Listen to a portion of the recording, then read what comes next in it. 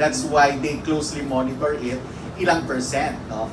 Even if you look at the pediatric vaccines, mababa yung coverage. Much more for the adult vaccines. Kasi bihira naman talaga yung adult na nagpapabakuna.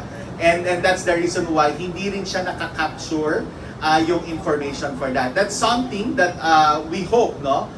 We can get in the coming years as we progress, no? But basically, mababa, if I could say that term, lalo na kung sa mas malalayong lugar na hindi accessible ang bakuna. Doc, we have anything to add? Well, actually nga, ang naiisip ko is tumataas yung pagbabakuna mo pagka merong nangyayari. Kagaya nga yung may namatay noon na K-pop or Taiwanese yata na influenza. Aba, tumaas to ng bigla, di ba? Pag merong naman, Miriam kayo eh. Pag merong isang nag-alert na gano'n, may nangyari, tataas talaga yung bakuna.